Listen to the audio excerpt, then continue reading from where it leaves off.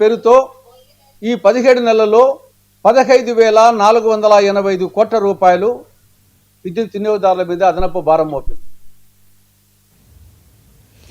గుంటూరు కలెక్టరేట్లో విద్యా వైద్య రంగాల తీరుపై సమీక్ష నిర్వహించారు. ఈ సమావేశంలో 20 సూత్రాల కార్యక్రమ chairman Lanka Dinakar, collector Tamim Ansariya, joint collector Ashutosh Srivastava, DRO Kajavali పాల్గొన్నారు. విద్యా వైద్య రంగాలలో గుంటూరు జిల్లా పురోగతిలో ఉందని, ఇక నేషనల్ హెల్త్ ఆయుష్మాన్ భారత్ కార్యక్రమాలపై దృష్టి పెట్టాల్సి ఉందని లంకా దినకర్ అన్నారు. మానవ వనరుల అభివృద్ధిలో స్వర్ణాంధ్ర సాధనలో గుంటూరు జిల్లా కీలకంగా పనిచేస్తుందని కలెక్టర్ చెప్పారు.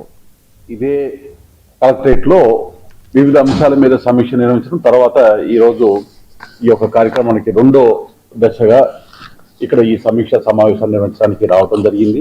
ముఖ్యంగా విద్య, వైద్య ఈ రెండు రంగాల ద్వారా స్వర్ణాంధ్ర సాధన లక్ష్యాల్లో గుంటూరు జిల్లా అనేటటువంటి రాష్ట్రంలో ప్రథమ స్థానంలో నిలవాల్సినటువంటి అవసరం ఉంది. ఎందుకంటే చరిత్ర ఒకసారి చూసినప్పుడు కూడా విద్యకి కేంద్రంగా గుంటూరు ఉంది.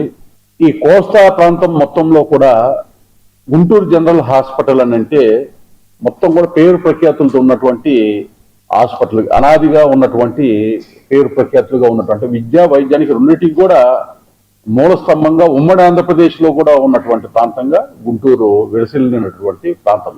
జిల్లా ప్రజలందరికీ కూడా నమస్కారం. మీ అందరికీ కూడా తెలుసు, రేపు రాష్ట్ర వ్యాప్తంగా మెగా పీటీఎం అన్ని గవర్నమెంట్, రెసిడెన్షియల్, మున్సిపల్, జిల్లా పరిషత్, ఎయిడెడ్ స్కూల్స్లో జరగబోతుంది.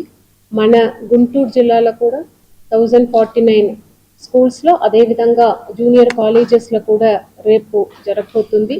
రీడింగ్, రైటింగ్ స్కిల్స్, ముఖ్యంగా ఇంగ్లీష్, తెలుగు అండ్ మ్యాథ్స్ లో వారి స్కిల్స్ ఎలా ఉంది అని టెస్ట్ చేయడం